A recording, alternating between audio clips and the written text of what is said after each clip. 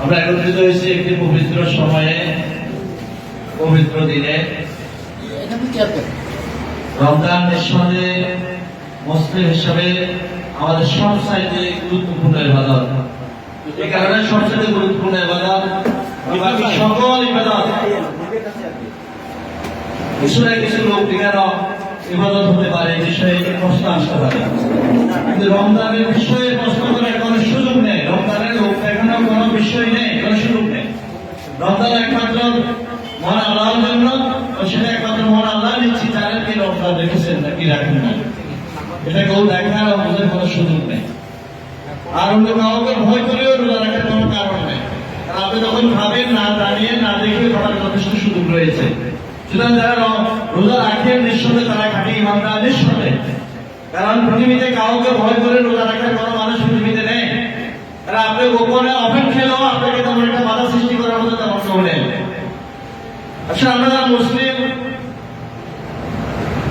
আমরা অনেক কিছুই খুব গুরুত্ব সহকারে পালন করি, আবার অনেক গুরুত্বপূর্ণ বিষয় আমরা খুব এড়িয়ে যাই।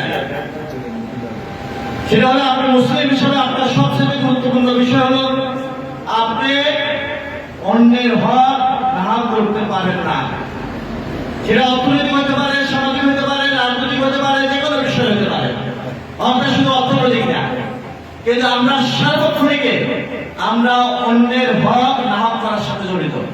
যদি আমরা বলি আমরা সার্বক্ষণিক কারণে কারো সমালোচনা করি, অকারণে, কারণে অকারণে, কিন্তু ইসলাম সমালোচনাটাকে জীবন হিসাবে চিহ্নিত করা হয়েছে। আর জীবন হচ্ছে, ঠিক স্পষ্ট বললাম না, জীবনটা হচ্ছে জিনার সমান। আর যেটা মিথ্যে সমালোচনা করি আমরা, সেটা হচ্ছে পেশা। পেশা হচ্ছে জীবনের চাইতে মারাত্মক গুনাহ। কিন্তু আমরা এই কাজটা করি না, এখানে একটা লোক না, একজন না, সর্বক্ষণিক গণনা করবো আমরা একটা সাথে করি, এত সাথে অল্প সাথে। আর একটা কথা বলেছে আমাদেরকে আমার সাহেব, আমি মনে করি গুরুত্বপূর্ণ একটা কথা বলেছি। সমাজে অনেক নিউজ আছে, আমরা যদি আজকে এখানে বসছি, কোনো একজন সাংবাদিক যদি মনে করে এখান থেকে কোনো নেগেটিভ নিউজ বাইর করে সে নিউজ করতে পারবে, কিন্তু আপনাকে মনে রাখতে হবে এই নিউজটা কার কাজে রাখবে, কার উপরে আসবে, রাষ্ট্র সমাজ কোনো ব্যক্তিগত উপরে আসবে কিনা। গত 2 দিন দুটো গুরুত্বপূর্ণ দিয়ে দেখছি সমালোচিত, খুব নিন্দিত। একটা হচ্ছে কোম্পানি বলতে একটা ঘটনা, একটা হচ্ছে বাটিয়ার একটা ঘটনা।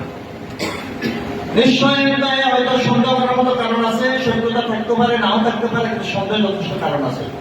কিন্তু আমরা কি কেউ এই বর্ষে স্পষ্ট করে বলতে পারি এই নিউজগুলো প্রকাশ্যে আসার কারণে কোন একটি ব্যক্তি, কোন সমাজ, কোন রাষ্ট্র উপকৃত হয়েছে? মোটেই না। কারণ আমাদের সমাজের মানুষগুলো উৎসাহিত হয়েছে এরকম অপকর্ম করা যায়। এই নিউজ প্রকাশ্যে আসাটা সমাজ, রাষ্ট্র, কোন ব্যক্তি, কোন পরিবারের জন্য মঙ্গলজনক হয় না। হ্যাঁ, যদি অন্যায়কারী হয়ে থাকে সেটা সামাজিকভাবে অথবা প্রশাসন আছে, থানা আছে, এটা একান্তই এইভাবে একেবারে প্রকাশ্যে না এনে আইনানুগভাবে সেটার একটা বিহিত ব্যবস্থা করা আমরাও সমর্থন করি। এরকম অনেক ঘটনা আছে।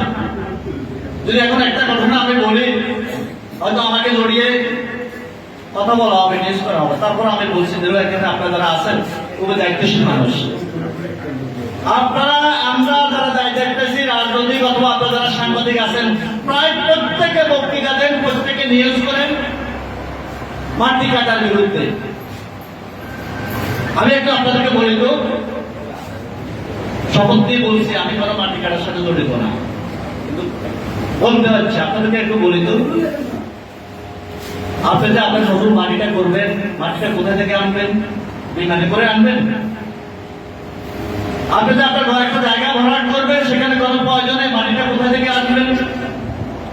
আপনি যে বিল্ডিং করবেন, ইটটা কোথা থেকে বানাবেন? মাটি দিয়ে যদি ইট বানানো হয়, সে যদি ইট ভাটা যদি চলমান থাকে, তাহলে আপনাকে যদি মাটি কাটার বিরুদ্ধে প্রথম কথা বলতে হয়, আপনাকে মাটি দিয়ে তৈরি ইট ভাটাকে আগে রুখতে হবে। কিন্তু আপনারা কয়জন সে বিরুদ্ধে আমরা কথা বলি না, কারণ ওরা খুব প্রভাবশালী, যারা ইট ভাটার মালিক তারা খুব প্রভাবশালী।